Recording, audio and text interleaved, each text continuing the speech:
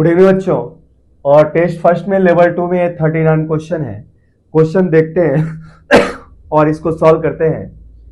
Question कह रहा है बच्चों, find angle theta at which mass M leaves contact from a sphere.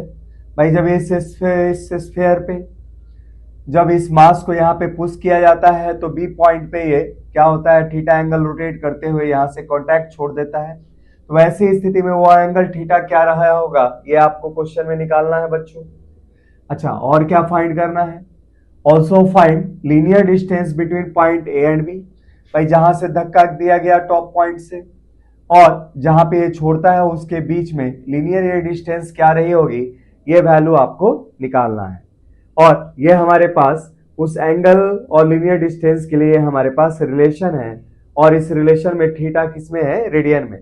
और ऐसे भी डिस्टेंस के लिए जो भी हम थीटा लेते हैं वो रेडियन में ही काउंट की जाती है। तो चलिए बच्चों क्वेश्चन को सॉल्व करते हैं और राइट ऑप्शन हम यहाँ पे मैच करते हैं। पहले तो मिटाते हैं इसको।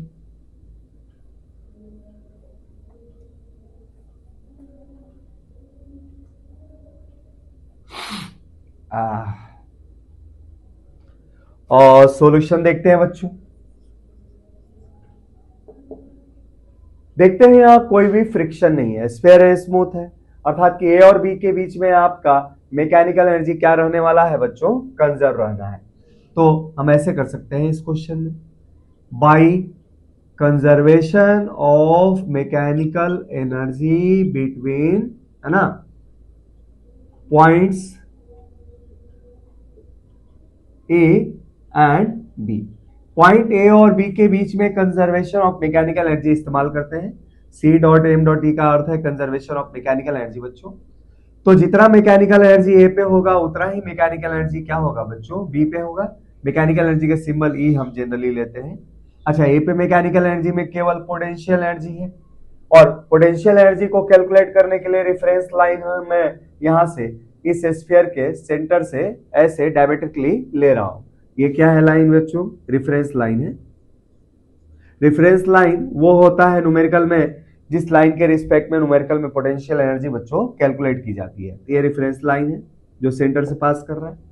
तो इस रेफरेंस लाइन की तुलना में पोटेंशियल एनर्जी ये पॉइंट ए पे कितना है, ये है बच्चों mgr। अच्छा, ए पॉइंट से जस्ट पुश किया गया है तो यहाँ वेलोसिटी 0 है, तो काइनेटिक एनर्जी 0 होगा, तो मैकेनिकल एनर्जी में केवल mgr होगा। बी पॉइंट पे क्या है बच्चों, तो काइनेटिक एनर्जी है half M V square plus इस रेफरेंस लाइन से इस पॉइंट की डिस्टेंस कितनी है, हाइट कितनी है। तो जब थीटा एंगल से ऐसे रोटेट कर गया तो यहां से आर इस लाइन से आप देख सकते हैं, ये अगर थीटा है तो इस लाइन के साथ आर कितना एंगल बना रहा है, रेडियस कितना एंगल बना रहा है, थीटा। तो आर का इस डायरेक्शन में कंपोनेंट क्या होगा बच्चों, आर कॉस थीटा, जिसके अनुसार रेफरेंस लाइन से इसकी हाइट कितनी है, आर कॉस थीटा। तो आपके पास जो पोटेंशियल एनर्जी है रेफरेंस लाइन की तुलना में इस पॉइंट पे वो है M ji are cos theta. इसको रिलेशन नंबर बच्चों फर्स्ट मान लिया। अब for circular motion, for circular motion at point B, जब पॉइंट बी पे पहुंचता है तो सर्कुलर मोशन में रिक्वायर्ड सेंट्रिपेटल फोर्स और सेंट्रिपेटल एक्सेलरेशन कौन देता है। तो बी पे जब पहुंचता है तो यहाँ फोर्सेज लग रहे हैं, इस डायरेक्शन में नॉर्मल लगेगा क्योंकि फ्रिक्शन तो है नहीं, तो कांटेक्ट फोर्स नॉर्मल के रूप में ऐसे टेंजेंट पे परपेंडिकुलर लगेगा, तो नॉर्मल फोर्स सीधा लगा। अच्छा, mg नीचे लगेगा और इस लाइन में mg का जो कंपोनेंट होगा साफ दिख रहा है, क्या होगा, mg cos थीटा। तो यहाँ पे सेंट्रिपेटल फोर्स कौन दे रहा है, तो mg cos थीटा और n का कॉम्बिनेशन दे रहा है बच्चों। तो चूंकि एक्सेलरेशन आपका सेंटर की तरफ है इसलिए mg cos theta normal force से बड़ा है, इसलिए सर्कुलर मोशन के लिए लिख सकते हैं mass into centripetal acceleration, v square upon r centripetal acceleration है।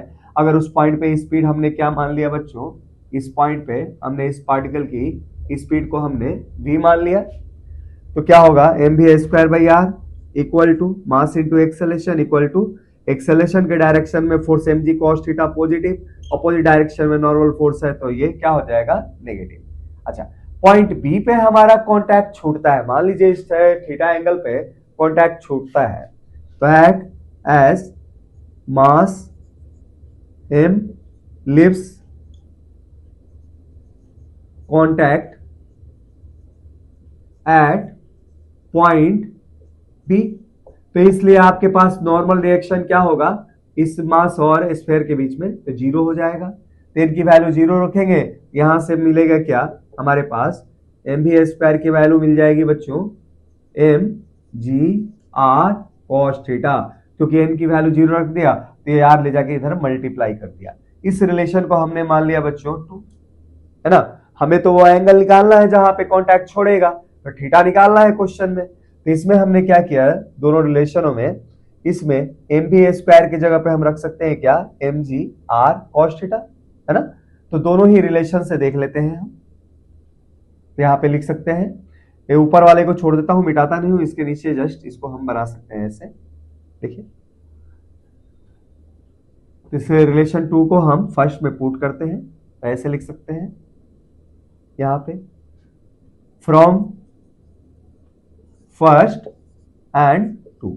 अच्छा यहां हमने क्या किया एम जी आर, ठीक है। अब एम बी स्क्वायर की जगह पे क्या है बच्चों M ji are cos theta, M ji are cos theta और डिवाइडेड बाई टू।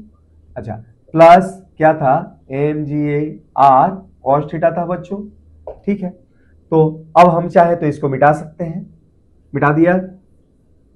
अब क्या मिला बच्चों, इधर से मिला क्या टू एम जी आर, और इधर क्या मिला बच्चों three m ji are cos theta. अच्छा एम जी आर कैंसिल आउट कर दिया दोनों साइड से, तो कॉस थीटा की वैल्यू क्या मिल गई, कॉस थीटा की वैल्यू मिल गई बच्चों 2/3। इसको आप रिलेशन को क्विक क्वेश्चन को करने के लिए याद भी रख सकते हैं। वो एंगल क्या हो सकता है जहां पे कॉन्ट्रैक्ट छूटेगा, तो उसके लिए कॉस थीटा इक्वल टू 2/3 हमेशा आएगा। आप प्रोवाइडेड यहां से इसको धीरे से आप पुश करें, और स्फीयर हो चाहे यहाँ पे रखा गया हेमी स्फेरिकल बॉल हो चाहे यहाँ पे रखा गया आपके पास किसी भी होलो स्फीयर हो, उस केस में भी हमारे पास आंसर क्या आएगा कॉस थीटा इक्वल टू 2/3, अर्थात कि यहाँ इस रिलेशन से ये एंगल निकाल सकते हैं जिस एंगल पे ये कॉन्टैक्ट को छोड़ेगा। ये तो हमारा क्वेश्चन हो गया कि किस एंगल पे कॉन्टैक्ट को छोड़ेगा। अब कह रहा है कि ये डिस्टेंस क्या होगा, है ना, जहां पे भाई ए से बी तक चलते समय कितना डिस्टेंस ट्रेवल करेगा ताकि ये बी पॉइंट पे कॉन्टैक्ट को छोड़ दे। तो देखते हैं इसको बच्चों। अब देखें तो distance between A and B, distance between point A and B, point A और बी के बीच में डिस्टेंस क्या होगा जिसपे कॉन्टैक्ट को छोड़ देगा, तो ये डिस्टेंस एल है। अच्छा ये क्या है एक आर्क है, और इस आर्क के द्वारा वो सबटेंडेड एंगल क्या है थीटा है। तो कैसे दिया जाएगा, तो डिस्टेंस एल अगर हो तो theta equal to L by R से एल बराबर दे सकते हैं आर थीटा। तो ये हमारे पास वो डिस्टेंस होगा ए और बी के बीच में जितना ट्रेवल करने के बाद बी पॉइंट पे ये ऑब्जेक्ट स्फीयर से कॉन्टैक्ट छोड़ देगा।